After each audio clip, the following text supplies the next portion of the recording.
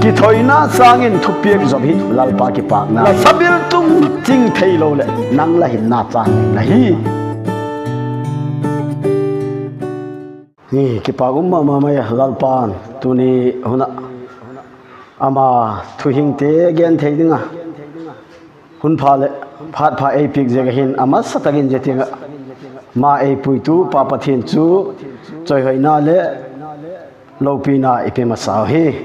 tuni huna keiman kaungen ut chu ahile thupiak zop thu ka genuma thupiak zop lo mi te chu lotin na ani ngai pu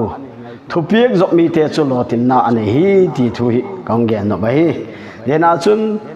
thupia imat dinga kadoi pen chu la bible chang johan bung sompali chang sompanga na keima le he pio hile ka thupiak te zomun da zop ding wa hi ti hi bible thiang tho sim thak te lalpan ilengodin eimal sompiak ta hen la tuni huna hin bible hi e da hi le pathian thupiak zom lo ni te chu lotin na ala nei lo hi ahin la athupiak zom golin tigel na le azok dan le izui dan adik lo hi chun lotin na umdek lo hi jegol chun samuel mangchain lalpan leng sol kinga achi saga leng sol kinga thu again saga chen lang nangin gal te chu badowin ahil la jegal te chu khat chale ahinga long tha su loading alenga achi hi long su mang thai ding hi ane ya lam teu le khat cha long lak loading ti thu hi again saga jahulai taga hina mahile chi in leng sol hi le asipai te to gal avadowa ahile gal chu ahung zota ahil la jegal azona chun amahin thupiak hi ahung zop tapu jehulai taga chun amahin bong chal thau tak tele ahingin hong ki kaita jena baba ga chun aleng pa na tiang le ahingin hong puita jehulai taga chun samuel keng lalpa thu hi atungta samuel hile leng sol lam tu mengin achi hile leng solin samuel keng hi lagen gulin lalpan ga zona te ei pi khen gal ka hu zo hi ti ang gena ahilla samuel jehulai taga chun leng sol king hin thu again ta tu ham git thom git ka het ho chu banga tam tin ado da hi le gilgal lahin mai chamte la siam da dingin bong chal thau tak te ka hung ka hi ti alagena jehulai taga chun leng sol hi thu gen le kam pau te hi samuelin ala doi tapu ake hi le leng pa chu almukita je chu ko hi em ati hi no mei nau pangin munomin ati leng pa chu ahinga kahung kaya hi alati jolai takachun samuelin leng sol keng alagenta ki thoina sangin thupiak zobi lalpa ki pak na hi alati jolai takachun lalpa thupiak again golin bakal song malale athupiak gol tak azok lo je gahin alaga hin set na alatunga ama hele aleng hi na tiang hi kak thagina la umahi eule tuni in christian te ho hi lalpa thupiak zom gola ikigel wanga chun lalpa thupiak izok lo na hi na saknai te hi ala uma adiga kal sunga ilaki gel la chen lalpa mitun lo na le lalpa thupiak izok lo na te ala umahi chi le lalpa thupiak izok lo ta ga hi le lotin na hi ala thei lo hi jegola chun zona hi le lalpan nenevi khumi adingin khopi adingin asola ahil zona hi le achie hi achi wanga hin achi na lam hi dik lo il lalpa achung alung oi pu zat chumin sukgen theina te ala changa hi je chu bang je ge dem itele ama chun nenevi khuwa sola hi ai wang chun ama achi wanga chun nenevi lama chi lo in tarsas lama achi hi chu ya chun tarsas lamzun ko nga ala chon lai chon zona hi lalpa ti lo na la taga che hi je chon thupi al jok lo je ga chon ama je ga chun long lien tak mai te chu thi go pi te le na sang mai hin kuong hi ling lau na na sak mai te la ta mi pi tak te le ala ling lau ta abei dong ma mayo je chun mi te hin la pathin che ro ho ta win ti ahung gen lai chun thilman tam tak te le tuiso ge lilaya se thagina la oma ahi wang chun thi có pi te a thip diep pu ahung hol bel lai chun zona hi kuông nuôi lắm taka hin ala i mua jena chun nang hi bang ti mi je zat zo zai buai na hi tu ta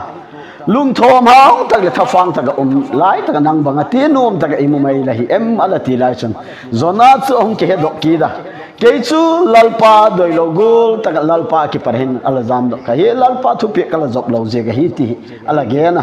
jena chun aman again chu ke hi ai manun lang tui su ge lilai chun ei sep thaleu chun je buina chu ki chai ta na alati je chun amano tui su ge lilai ase tha wole kuong chu buina talon atie zar maya je hun lai ta chun pathianin zona chu aman ding la awal ding a hin ngapi asol kida je ngapi gil sunga ki patun zona hi ahong ki siga lalpa lei sol na go ta ka che tang ka ti hi ahung ngai to phar chun nenevi lam zon ding ahung kal su nei lalpan zona chunga mal som na la pie ga hi nena hin igen no penu ule nau te ho apoi mo pen chu kal sung chiet le hin ahung sol na chi golin ki gel ma le hun le alung lo lama ichi kha ga hi le Thupiak ki zop lo le e a ding in lotin na thei lo hi ze lotin na in ei thei na ding in Thupiak zop hi apoi mo ma mai hi zonai le Thupiak ahung zop phar hin lalpa hin hoi tang mai ama je ga chun ne bi mi te huk dam na ala chan sa ga hi Thupiak zom lo mi ki ti hi lotin na ngai lo hi je chun abana hin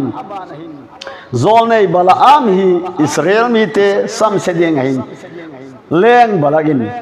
asipai te solin ako saga hi ai la je lai ta chun lalpan zol nei bala am kieng hin ahum ko te nung la zui lo ding hi alati je lai ta chun bala amin akawa chi ma sate kieng hin nangunung ken zui thei pung ka te ale sol kin phara hin leng bala kieng atun ki phar chun balagin bang again tam o khai zol nei pa hi ama simpi tin na ding le su hau sat la ding hin ke hi sanadang ka nei lo ai ge la tam je chun hung hen lang kalung lam taga mai cha nei simpi ga hi le ama hi sanadang ka wa lo hi la ka piek ding hi tin mi asol ki da hi le ama le je ani veina che te keng hin tu zan gie gun lang jing le ki ton ta hi tiu ti lunggel ala ni le in akamin le ala genta ai la je lai ta ka chun zana hin agiek saga hi le jing kala hin anung zui ding in ong kising sa pathianin akieng again chu bang em chi wang chu chi in latin ahil lakama ka koilo thu hi la gen lo ding hi atis ahil la pathian lung lama chi ai tak lo je ka chun ama hi le zol nei kis satagin thiampu ki satak pathian mi ki satak ai wanga chun sabil tung chung achunga ache hi le pathian wang sol chan chu alung oi tapu sabil tung ma ang le bala am ma ang chun wang sol cha ka dinga zena chun bala amin mulo ma le sabil tung in jawan sol cha chu amu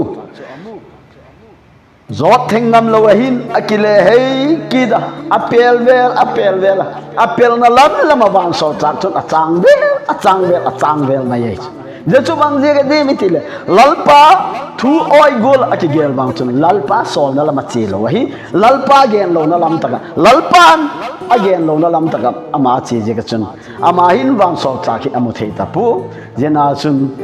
pet dok thei na ding lo na muna ki chik na lai taka chun wang sol cha hi ala ding ki ta sabil tung sangan chun je wang sol cha chong mu pharin alaw ma mai aki hek vel lai le apu pa keng chu bang to sit den je chun bala ami alunga na ma mai aki paramola la ze kiti aze bai le je hun lai ta chun sabil tung hung pau ta sabil tungin bala am keng again chu bang hem hepu bang pen ta la lung ka tu lo na uma bang ni je gol lo ma lai ze bai em alati bala amin zelai ta chun tu ni hin kalunga na ma mai hi tem choi len thap jeng ka hi alati zehulai ta chun bala am mit chu pathianin ahung su bang piega jena chun wan sol ta chu ahung mata wan sol ta ahung mo chun ban so chagin again chu bangai em la sabil tung ching thei lo le nang la hin na chan ning la hi nang thiding la hi alati hi le je chu bang je ga di lalpa sol lo na chi sang hai lalpa thupiak zo a kal song che le le zona le kal song bang chun lalpa doi lo go la kal song hi bala ame le thiam pu le pathian mi ki sak den wang hin lalpa gen lo na lam lama achi je hin gen theina leng vai na sak nai te ala tu gai thupiak zom lo le thupiak zui lo mi te hin bangolin lotin na nei golin ki gel le lalpa lu itok lo he lotin na buting tagum thei lo hi zena hin ei ho ging tu mi ule nau te ho zo se ka christian san pi te ho ki gel phai te no lalpa thupiak zom kai iti wang he lalpa e het pi lo ta ging tu mi christian ki tam ding hi je ho zo se ki parahin thupiak i bible simna hin jesu christain ke ma le he pio na ka thupiak te la zop ding wa hi ati lalpa thupiak chu bang hi em ama thu ge na marka bung som paguk na lam isimai le nangu chibin lang khovel gam zo se kol ning li teng chiwin chan chin pha he to sagin thu ba ge nu ko le agin chu pa le cha pa le thagaw thiam thom min baptist bol zete chun nang hinna anei theina ding mon te tu hin lalpat ei sol na chu kidai dan na le ki it sik na le ki mu da na te nei ding lalpan ama ging tu mi te asol lo hi ain thupiak zom gola ila ki gel tin wangai izok lo na bala am gola izok lo na tam taga oma je chun zona gola izok lo na tam tak te ala oma hi je ho hi lo ding a leng sol gola hin izok lo na tam tak ala umai chu ai la thupiak zom hi bangolin lotin na anem zep tha chu amol mi te to ki do ding akal son ding en amol mi te gal ha dan le atam danu le aha dan te hema ma maya achi ma sanga hin mai cham asim hi je mai cham asim na hin bang again tam lalpa nangin amol mi te hi kakuda leipia ga gal zona lei chan sak nge ya gal zo illam ka kile kit a hi chun lei kile kit saga hi he le ei la lam don ma sapen pen chu ku hi le hal mang thil la da kala ding hi ti zet tha ala kiti mai ze akitem na go tagin gal do in akona amol ni te to ava ki do ha tang main pathinin apan pia ze pathinin apan pi zalahin amol mi te chu ahung zota ze ahung zo phara sun ahung kile kida zona la te sa illam ahung kile ahile achanu akipa ma maya apalam don dingin apa lam tu dingin ama chu ala kising side apa ala lam tu vele zep tha hi adama ma maya apu abot thega ka chanu kalung thim la sunna lo lo me ati hi ahil zehun lai taka zek tha chu ala kitep nai zek chun adan takile ei ho ki le hi pathian thu piak zok golin ki gel le le ki bo ngam lo mai the hi ahil achanuin bangatam he pa atil ze gule lal pa king ka kitep na umahi ala ti chun achanuin banga gen ta pa la kitep na gol taka bol mol su dingin kising sa in ahil la ka khang lai hin ko ka thak dok na dingin hun chong khat ei pi na ti je gul chun jep tha chu akitep na gul taka lalpa ma anga akitep na le lalpan again gul bol ngam dingin akising sa je chun jep tha chun achanu chu hal mang thil ladin alalana ahilla jep tha chu ngahin wang chu lalpa alung nat nai adang nai akigen kit talohi bang je ga je kong gen ai dim itin pathian thupiak le pathian ni he pi chun a thupiak te zoba a thu nung kal son ni apoi mo ma mai hi jenahin ule naute ho tu lai christian mi tam tak pathian doi gol zui akigel ai la pathian doi lo gol lam tak kal song mi tam tak au mai je chui lo ding in pathian thu piak zol tak mi te hi wang chu zo su king hin lalpan thu apia jericho bi la suk mang ding wa hi ai la asunga thil bang bala la dok lo ding wa hi agam sung chu tang pong ala sim ding wa hi ti abi asa agan cha zo se la suk mang thai ding ti zahulai taka chun jericho chu ni khatin ver kha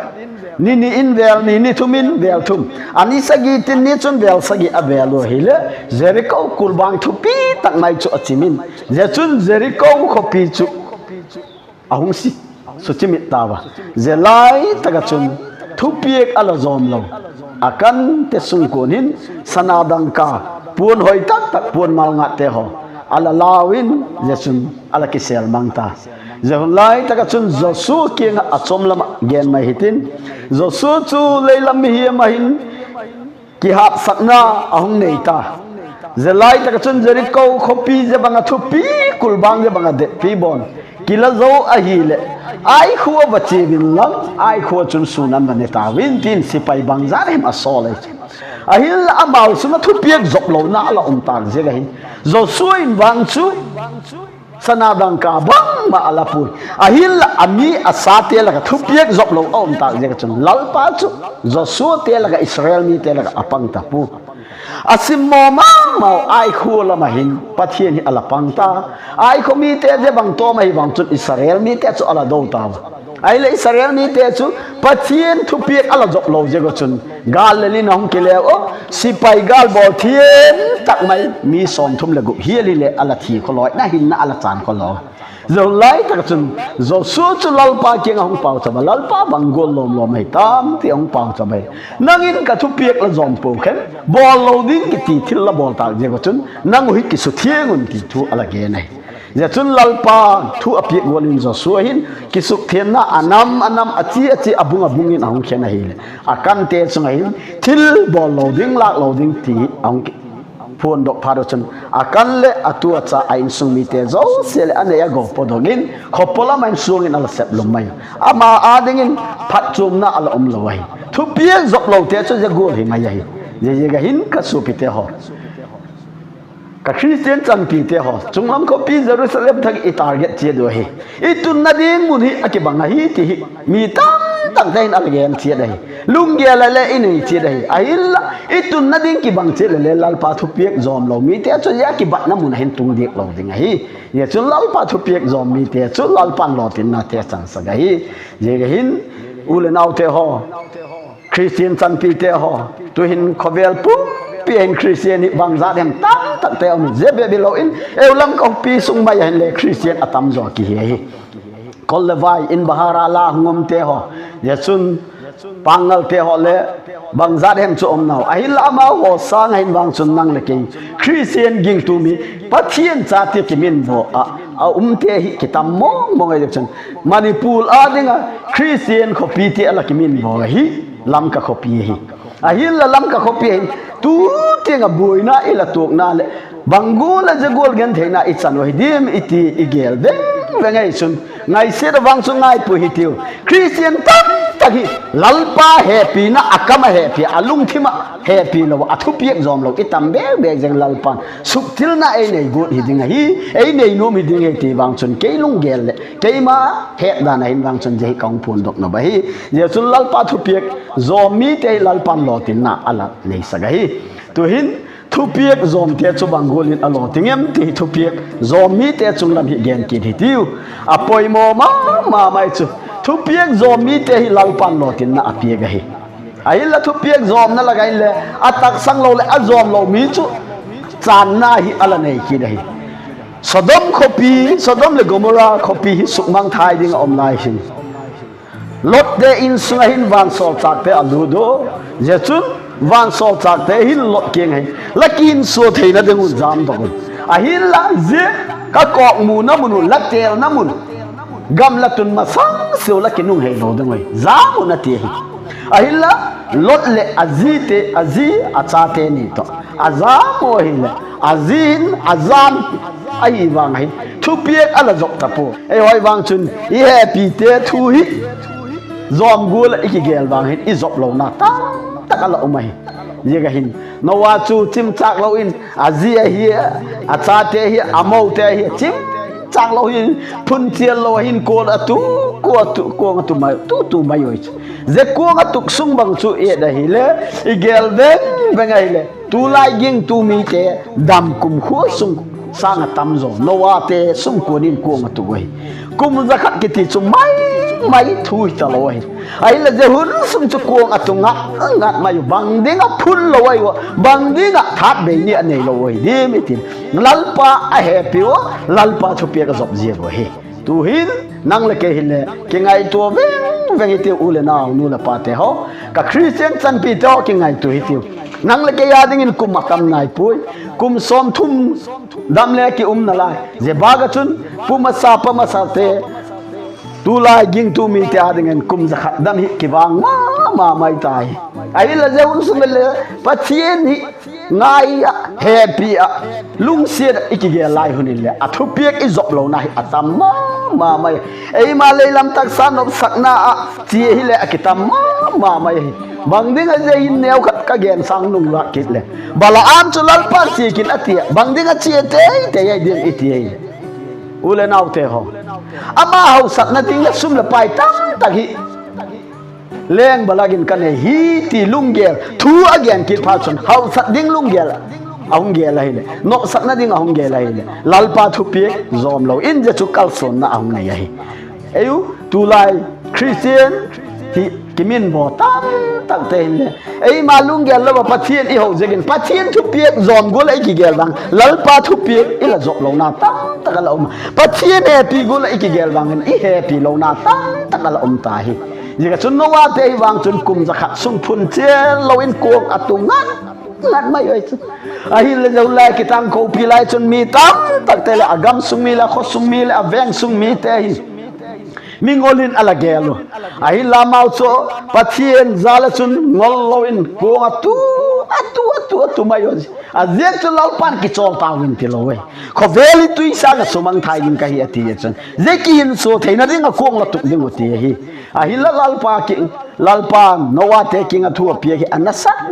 dan chu a kong le mau doi gola asim ding lo lalpan ai ding za chet tong te bang te adan ding hile adan ding ting hile Thupiak hi ai na jo zo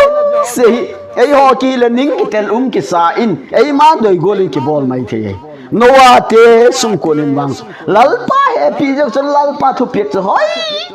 again gol a bol mai oi je a bol now ki para sun lalpan no wa te sum ko nin ko ngahum tuk chai para chun bang again tam gan sa zo se hi achal khat le anu khat akobin kuang sunga hoi lut ki din alati ye chun lalpa gen gol chun no wa te chun gan sa te ho aboga wak te ho akenga lam zot te ho akobin kuang sunga chun hoi lut su ke par chun amau le asung kun hin kuang sunga lut tawa ze alut zo ke phado chun lalpan ko da khagin van ko khak te ngong in gol dai te chun na sang mai ahung juk saga ze juk sak sung se chun amau chu tui sang tui ahung let chan chun chung lam kho pi akilap sang deu mayo ahil la Thupiak zom lo pil ki sala thiem le ching ki sate ho zo si tui ahung tam chan abuai deu mayo lalpa ye pi la Thupiak zom mi te chu khovel buai na hat sat na te ei chuk ma le ki pa na le lung mon na nei ding hi je gola in Thupiak zom lo mi te chu gim deu mai je chu bang ding a je ting kong gen a dim ka su pi te ho ka Christian chan pi te ho ule nau te ho gin na zala Jerusalem thak lalpan ami te ding le acha te ading asiem na gam nu tun pi ding te ho zo se tu ni in keima ha lo pen leng le ka hung chel nok na hin lalpa Thupiak zom mi tin lalpa lung lam hin kho saleu hin lalpan ila ga himal som na te ei pe ding hi ai la pil le thien ki sa Thupiak zom nom lo mi te chu atak takang chun ni chun agim ma mayo abuai ma mayo gen thei liang vai takin athia hi je chu bang je ga dim etila Thupiak a jok lo je go hi nang la ke le tu hun tu lai ka chun Christian jing tu mi ki sama ma le hin le pathian Thupiak i jok lo wai le ki chan the hi ikinep na ma le ki chan the hi lot ji le sok ta ding in aki ging cha a hin la nu hei lo na ding Thupiak pen cho jok lo je ka cho aki nu hei chun ti khon sok mai hi Thupiak zom lo mi te hi lo sam na le tak mai ane hi nang le ke le lo tin na te nei the na ding in chim chak ni khu nei lo ding hi hak sat ni khu le chi ham ding chi ham ding Christian cái thì vang chul gen thei na I thok chang le ding ai nek da chak ingol chang le ding ai ai la pathian mi te tu lai mi tam tak tem pathian mi te chu nek da chak ngol in ki ngai puna ti kam pau tam tak nei mai ai la apostle ma sa te bang chu gen thei na hak sa na liang bai na ala thu bai ai lalpa jesun abang again em nangu chi win lang khovel gam tin chan chin pha genin ki ko piu gole aging baptai sang chu hu dang idin hi alati gole gen thei liang vai na tam tak te thogin jesun mur suna hung nei tago hi an nei tagole thi na tiang ang thok tagole lalpa zal chun lalpa king loman la ding le kipak na te chang thei de din chunglam khopi Jerusalem phak te a chang thei wa hi jesu bang je ga din Thupiak a job je go hi nang le ke le ging tu mi ki sain jesu nung zui te la ga hin le Judas Iscariot bang chu ama lung gel le aloi le pai te lung gel bang chu mi phat ki ding ka ging cha mi gin taga mi te na gel hi ding ai ginum lo ki ti finance pang thei lo hi jesu nung zui te la ga ama finance hi a hin la zena chun ama pilna le ama hiena lama zo je ka chun jesu zu tu le jesu pedok tuin ala pang mai a hin la ama ading lalpa jesu Christian bang again ta mi hiem pathian chapa mi hiem te khoda mi gilo te khoda pedok ding a pang tu hi wang chu a pian sang in pian dal phazo ding hi ti tiang kam pa wala nei nai ka su pito Thupiak zom lo na ki panin lo sam na om thei ai nung zui mi kharai wang chun lo tin lo na ala nei hi bang je ga dim ama hin aloi le pai dang te zui golin ala zui loi eule Christian tam tak te ei malung la mai pathian Thupiak lo gola pathian happy lo na hin hau sat na za chu chu mi itup je ga chun lal palung ituk lo na tam takala thei hi ai la je ho ki parin lal palung lam tuk thei dingin Abraham bang chu lalpa ko na le lalpa sol na hin a kising samaya chu apa te to ain sung mi te to no taka cheng ai Abraham chu ai la lalpan bang again tam Abraham hung kising san lang hung pot dogin nang le la suon te adinga gam ka te piak na gam chu hung zoni na ti ai la zelai taka chun Abrahamin khoi tak mun zot ding ai dim agam hi a hechin loi bang jegit a Bible agam ki gen nai loi Abraham ko lai zon lai ta chun ama cho kising sa aji sara ki ngahin lalpa Thupiak le sol na chu ko na chu chi lo thei hai pui te ki parin a chi veng mai a chi hi zena chun e veng le Genesis lam e da hi chun Abraham chu jagula lalpa a ko na le a sol na che chu nuam sama ma le kilo mai gen thei leng vai na ta ta ka hung thuk ki dai chu ei ho tu lai ging tu mi Christian nu la pa te be lo in ke na teng le jego lak sat na ki tu le pathian chu phuni ki tam mai the hi ai la Abraham chu lalpa happy na zam a Thupiak te zomin a chenga ngat maya Egypt leng pa keng na teng hai la aji chu lak pi gi na la umai ai la je teng atuk teng hai la ama chu a phun chil pu pathian happy na la a Thupiak a zop lo na loin a chenga ngat mai chenga ngat mai hai a chai na ke ya chun a cha papa a so pipa a cha nau pa lot to le ong khenin lodin Sodom phai lang lam te a zona aman thing tang lam te hung zoni je lai taka chun chanei lo pa chu cha pe gin hanguma je cha ong nei zo nu ngahin a cha pa isakin lalpan ahung koi ahung do ta gai je Thupiak job na lak laga hak pen ding ka gel chu nowa te hi wang chun kuok atu go hi thinga ba phu go ba tu go hi Abraham wang chu atek nung ke ya kumza awal zo ke nu cha nei chu lalpan ahung don ta hi Abraham la chapa nei sun chu ke man mun ka kok mu na hal mang thil la da hung la nin ti ala ge nei zahun lai ta hin Abraham chu achapa ngai ngoi chu hal mang thil la lan ding jingka matakin a thawai nang le kai wang chu ipoi mo te don ding hin le jingka mataka ki thaw loi ka so pito lalpa Thupiak zom lo mi a khiek na je hi jena chun Abraham chun suok pusal pani le akipuya a chapai sakle puya a che wang mai oi chu ni thum sung lam azot do hi ni thum sung lam azot zo nung hin abrabin ami puite ni kenga nangu te ni hin zemuna hin ala umun kele boy pu ze ipam lam de wa hin mai cham ba simin katinu ka siem zo tagule hum kile ki ding ka hiu te kam pau ne a bible ismaile abraham kam pau chu achanga kile ki ding kam pau hi himanei loi bang ziegin ni tile amain lalpa asun ngamai lalpa happy a lalpa sol na azui ziegin achanga kile ki ding aman kam pau nei loi achanga kile ki ding kam pau ne hinge ze anu siet te ni king mai cham ba simin katinu ka siem zo tagule ke hum kile ki ding ka hi ti ding ai ai la lalpa Thupiak a job ziega hin a kam pau nge ya chun achanga kile ding in kam pau ala nei khapu jena chun ache wang maya nei la thing te hung siemo ahin la ache sungun achapa isagin a pa king a pa nei la ichoi ken thil thing la ichoi in hal mang thil la ding la ichoi pu belam te vapal te khoya mata mate abramin bang agyan ta machapa pa king ahin jehovah jire lalpan alangai to nana athis jehun lai ta Thupiak zo chu a hak ding dang thil dang cheng sanga anu apa achen nagam ami asate nu si ahum kal sung pen chu hak lo mai the ahin la jena chun Thupiak zo na lam laga hak chung nung ding pen chu je khai ding ahin la jehun ting zo thei ding a lalpan a het je ga chun Abraham chu akoi thingte ahung ting zo pa do chun achapa akenga ding chu amana akhuda keng akani mai cham chung asiela je chun chem asat doga sulup agot lai taga hin lalpa o chu ahunging ta